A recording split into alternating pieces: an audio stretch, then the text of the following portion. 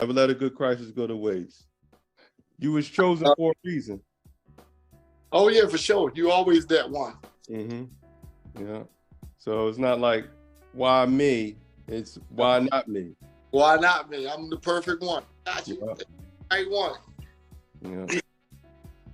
Yeah. Can you imagine somebody that's not of your, your intellectual status? He's still in there.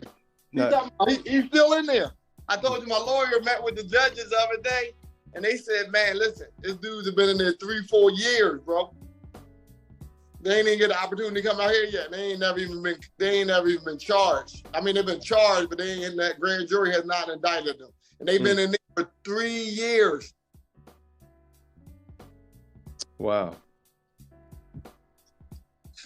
So I'm good where I'm at. I ain't home, but I'm out there. So definitely, I will be mindful of keeping you in my prayers for sure more often. Yes, for sure. Hit me. Nope. And our way say, once you know a person's situation, you never have to tell them to make prayer for you because they already, they just know. That's just the righteous man, right? He has a long track record.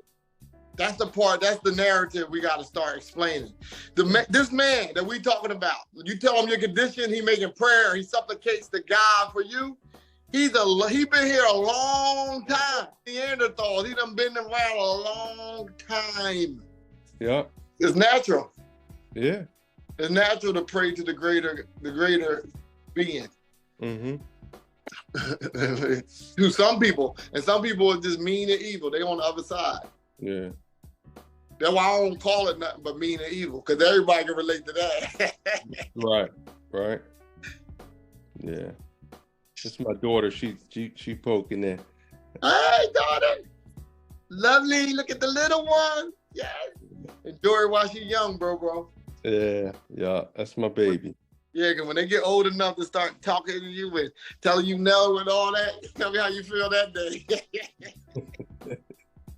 I ain't even know my daughter could tell me no. Because your daughter and you had this relationship that's like, it's unbelievable, the relationship between a daughter and a father. A real father, a daddy, and his daughter. Yeah. So much so my daughter say, she's so spoiled, she like, I hope nobody don't mess with me. That's what she say. He won't be around. And she should feel like that. All women should be walking through this earth understanding that there's some real consequences to pay if somebody doesn't treat me with the utmost in respect and honor. Absolutely. And you set high, you set the bar high. Yes. You set the bar high based on what you exposed her to. Yes. And what she see in you, and you are a superhero, yes. in a sense. You are. You are. There's no greater man on earth for her than you. Period. Yeah, you're right. I mean, the relationship is paramount, and we set the bar. And so in regards to your experience with Daddyhood, like, yeah. How did you go ahead? No, go ahead. So my situation was peculiar in the sense that my father was a twin. Right? So my father, out of college, he took a job in New York City. And when he was in college, so when he came home, my grandfather wouldn't even let him in the door because the whole dynamics of like, if you ain't gonna take care of him, I got him. But to my father's credit, he started off on that, but he didn't stay upon that. And it wasn't of his fault, but that was just my grandfather establishing that he gonna be all right with or without. But my father picked with me, alhamdulillah, right? But he only used to visit every 2 weeks on the weekend. Okay. So twice a month. Twice a month. So every Friday would be my happiest day, and every Sunday would be my worst day. Go to 30th Street Station. The oldies used to be on, and he used to leave me. How old were you? I mean, forever. I'm talking about since the time I was born until I went to college. Oh, okay. 7 straight years of that. Oh, wow. Yes, that was the schedule. Now, when he was there, the football, the basketball, the hugging, the love, the everything, the jazz, everything to give me the game. You know what I'm saying? Mm-hmm. I mean, the intensity was so much so, it almost made me cry sometimes because he was trying to make up everything in 3 days. Do you understand? Right. But come to find out, he really had another family in New York too. So that's why he couldn't never really come back to Philly, because the money was different. He was winning because he was making New York money, but he was only coming to Philly. But his brother being here had a lot to do with it too, because my uncle never ever missed any of my games or anything. Mm-hmm. And I'm telling you, I used to be the man to the two twins, and it was me, the only child. And then my dad had a daughter, and my uncle had a daughter, and they took my thunder. 8, 9 years old, up until that. Yeah. Hey, look. Yeah. Can you blame him? Blame him. Dude. And it's so funny. My father is such the man. To give him credit, he took care of his sister's daughters, and there was 5 of them. My sister and her older sister, it was 2 of them. And then by Lord's grace, he was allowed towards the end of his last 10 years to take care of my girls. So he had a track record with 3 girls, taking care of them. Mm-hmm. You know what I'm saying? This on another level. Mm-hmm. And to his credit, he took advantage of the time that he had. And yes. He was consistent. Yes.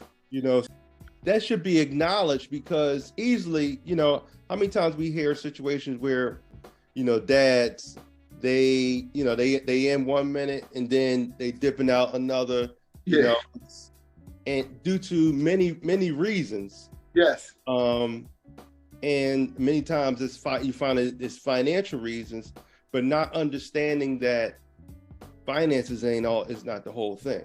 And that was the whole thing with him. He never shook on his responsibility financially, ever. Mm-hmm. Mm-hmm. Constantly sending that bread, it was just the time. Right. Out of all the games I played, being all city football and all that, I think my father only seen me play 6 times. Mm-hmm. Out my whole career. Mm-hmm. But my uncle might not have missed 6 games at all. Right. Wow. Really takes a village, right? It is a village. That's the whole part. Even people say you wish you like your uncle more than your father. Hell no, they the same person. Mm-hmm. I just was forced. Especially when you look at them, right? I mean, they exactly. And I'm telling you, we used to get it in. Me and my father, man, our conversation was just. Woof. I'm gonna sing you this poem I wrote for my father. Mm-hmm. You know what I'm saying? You might want to add it to your whole little spiel. Mm-hmm. It's called U.S. Jimmy Page, because we used to call him Boat, because he got the big boat head and all that. Okay. So, but my father was part aircraft carrier, part battleship. Mm-hmm. Yeah, so like now, using your experience with your dad, how did that transcend to help you be the father, the daddy that you was able to become? Well, unbelievably, the very first time I had to experience it didn't. So my oldest son and his mother, I didn't think it was mom. We went through the blood test and all that type of stuff. Then it came back and we never lived in the same city. But I never had the access like my father had to me. So me and him is way distant. And I really felt like, until he was 15, 16, when I tried to grab him, he didn't like the discipline that I was offering. Mm-hmm. So when I became religious, really into, family and being married and all that, that son got to benefit everything the most out of my father. And he got raised by me and my father. Mm. So is it fair to say, was your dad a better grandfather than father? Man, my son thinks his grandfather his best friend. Yeah. That's what he said. I mean, and I don't feel no way. It is what it is. Mm-hmm. Yeah. I'm saying, because I know that I have the anxiety. Like I tell my son all the time, just make sure you hug your boy, do better. Because the anxiety, you turning out like that other boy, it was on you, trust me. Mm-hmm. So if I overcompensated here or there, I apologize, you know what I'm saying? Mm-hmm. But at the same thing, you know, he walked across the stage, chemical engineer, Howard University, and he attributed all that to his upbringing. So, you know, there's no manual out here. All we doing is working the best we can. Hey, and absolutely. Look, when you find it, let me know. Ain't never been. You know. Better, so with that, some men have better examples early on, but the ones who didn't, how will we know? You can't hold us accountable for something we don't know how to do. Right, absolutely, right. And kind of like what I was when we was chatting, I was explaining to you like how as I'm developing my book and I'm reflecting and one of the key parts with my father was the fact that he allowed me to express myself. Okay, cool. And you know, he allowed me to vent about all the years of him not, you know, him being absent. So that was the bridge to help us start to establish some type of relationship, some type of rapport. Yes. Did you have that moment? With my big son, absolutely not, because he has a disdain for people. We'll just say that. Mm-hmm. So he doesn't, you know, he has no regrets. He speaks to her about his daughter and his daughter. That's all he say. He don't ever call her by her name.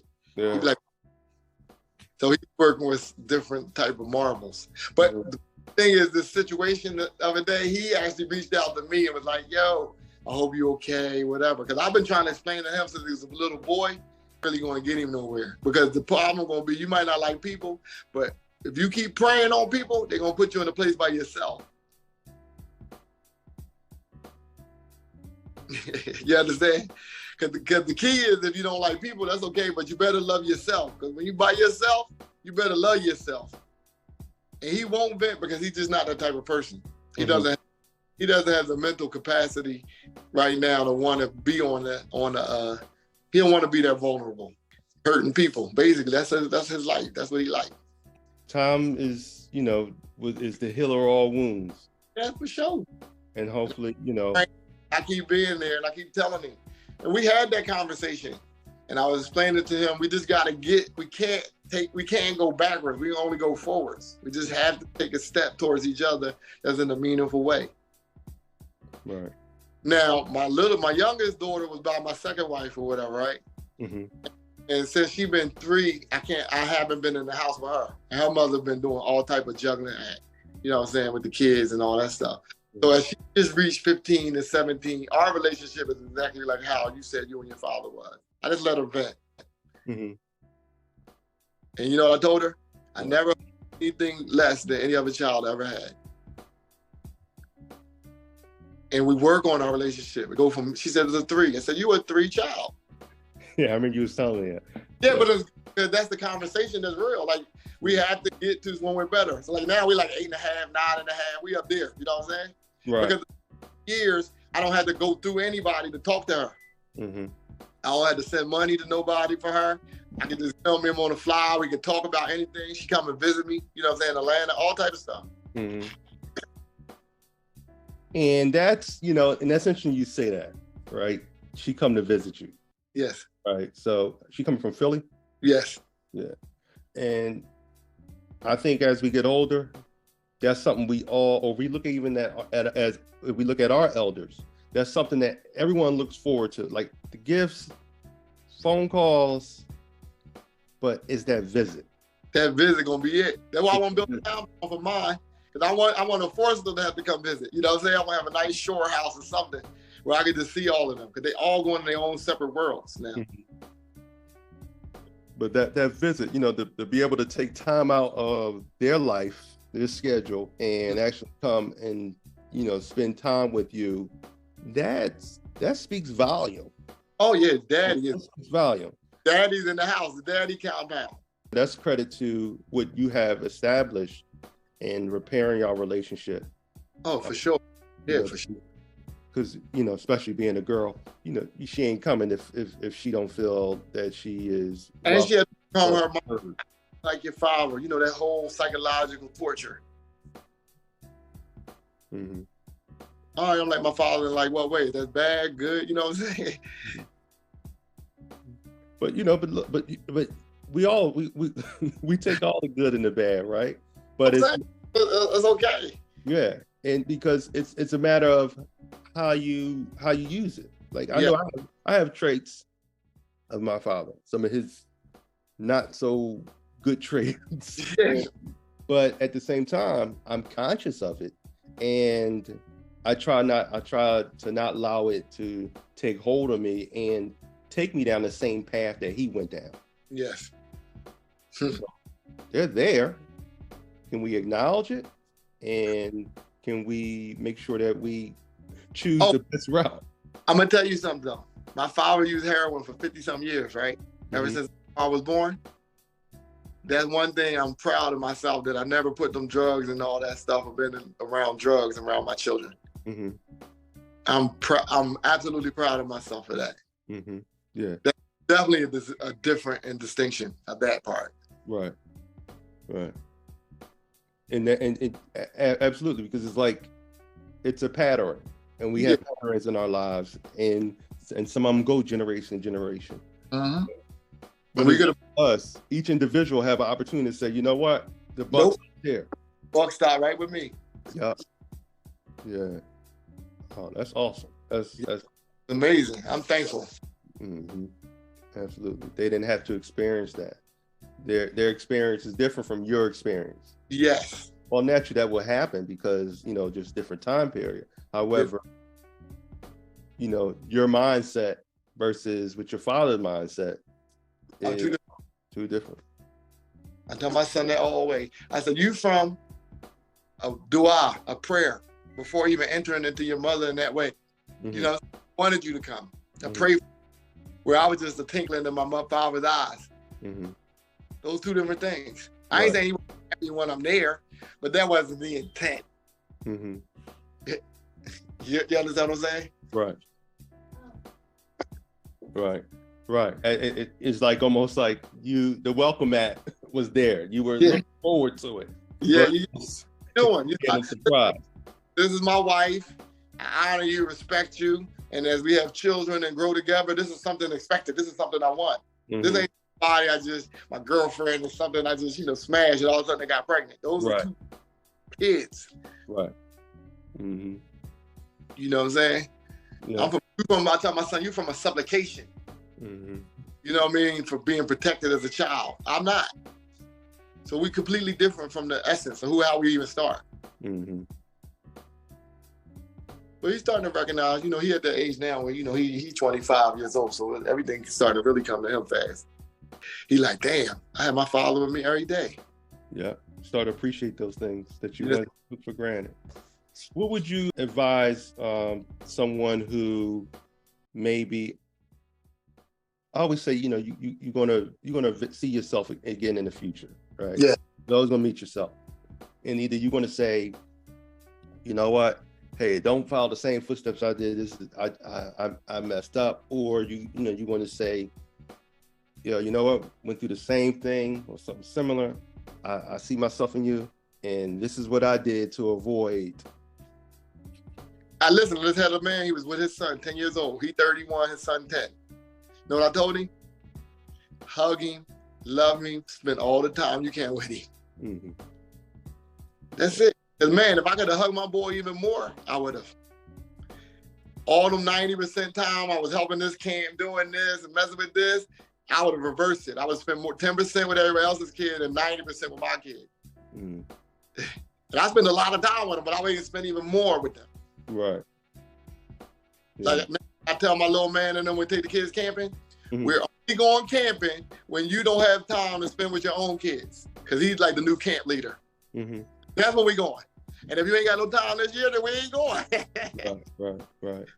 But when you have 2 days outside of taking care of your own kids and something for them to do, then we'll take all the rest of the kids. Mm-hmm. Because he will not make the mistake I made. Right. And you know what? It's interesting because you got to take care of home first. But I think it's something with men. I'm gonna say that because I'm a man. Yeah. And what I have observed is something about, and even looking at my father, because my father was a superstar. Like all West Philly knew who he was. Right. And you know, if you mention him, it's like, oh man, he's the greatest, but they don't know what's going on behind the scenes. Yes. So he was a superstar to the world. However, at home he wasn't the greatest. So, but you know, I'm thinking like, and I even find it with myself, like I fight against that, you know, the amount of time that I spend in the community or just doing other things for other people. And thank God my wife, she is like my accountability partner. Yeah. And her being a woman can give me the mindset of a woman and let me know like, hey, this is how I was with my dad growing up. And this is because again, with me not having that example, at least she can kind of like give you some pointers along the way. Yeah, absolutely. So, you know, I think sometimes we can get off track and we can look for being a superstar to everybody else, but making sure, forgetting that we can't neglect home. Listen, my wife said a long time ago, you're not gonna worry about how much money you made, you're gonna be worrying about how much time you spent with your children. Mm-hmm. Yeah. How important this part is. Mm-hmm. This time, nurturing that one that's right in front of you. I tell everybody, man, be the mayor in your own house. Right. Get a vote in your own house. You have to talk about voting and all that. Get a vote in your own house. Right, right. Run from your own grid. Yeah. Yeah, absolutely. Yeah. Because if all the mayors come together from their own cribs, we're going to definitely be out of this faster than we imagine. Mm-hmm. If everybody we know in Daddyhood Kingdom is a mayor in their own crib, we're going to be all right. Oh, yeah. We won't have the problems that we have. Like you would find real OGs would come out. Yes. Right. And even, you know, people who, like myself, who didn't have a father in the house, but can look towards, you know, look at somebody else's household and see a good model of a man. Yes. You know, even if it's that person all the way down the street at the corner, you know. I tell you one, you know, I need to give him his roses while he's still alive. Mr. Henry. Oh yeah, with the boys. Yeah. My father. Yeah. Told them how to fish. Told them how to earn for themselves. Had a nice house. Put them in a nice situation. And gave them everything. Yeah. Yeah. That he's one like. He was the man. Yeah. Yeah. He's the model. Yeah. Yeah. I like that. He's doing all right. You know, he's older, but doing all right. You know, taking care, you know, spending time with his grandkids and stuff like that. I got it. You know, just living, you know, living how someone of his age should. Yeah, but that's all about Mr. Henry. Yeah. So, you know, it's like that should be, you know, they shouldn't be around the corner or we at the corner. It should be when you walk out the door next door, you know, if not in your household or across the street. We frequently should have individuals like that. You know, examples. Yeah. Good stuff. Anything else you want to say to the daddyhood world? Daddyhood is where it's at. Yeah. It's nothing like. It's not like it. Having that. It's nothing like having your child embrace you. I'll say this before we wrap up. My daughter, I was looking on her phone, and she had on her contacts. Because I saw she had cool mom, right? Mm-hmm. So it just made me curious. I'm like, all right, what does she got for daddy? And I look, and she had the greatest dad ever. Yes, sir. And it just made me think, take it to another height spiritually.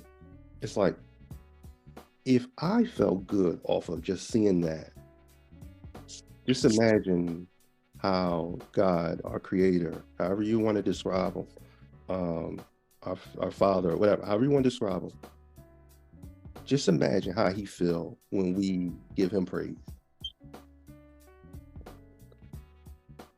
It's just like, you can't fathom. No, that's okay. The whole game is to praise him. And he just giving these. Listen, I'm going to tell you what the man taught me one day. And this can help daddyhood. Because ultimately, these constructs of family are only enough for us to help us. Because God only looks at individuals how they really are.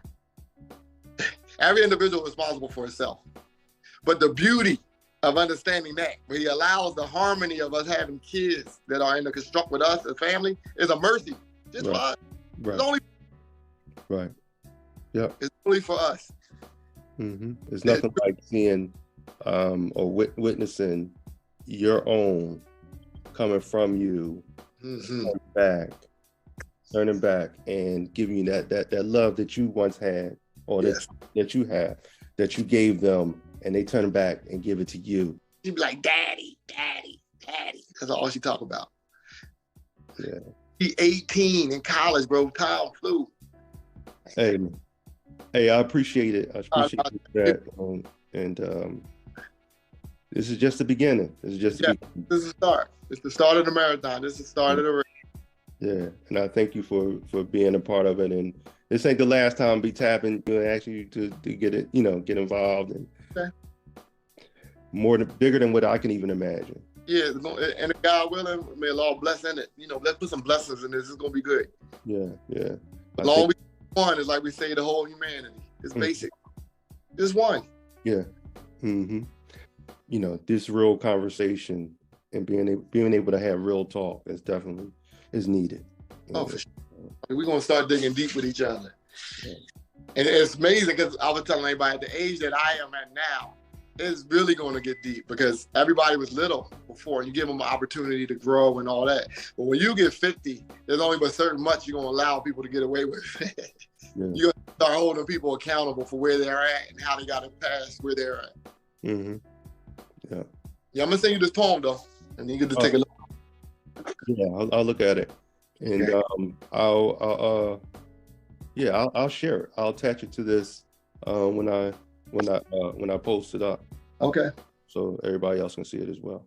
All right, cool. All right. Thanks, Tunji. All right, have a good day, my guy. All right, peace.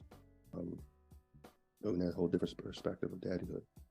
Sometimes you're there from the start. Sometimes you're not.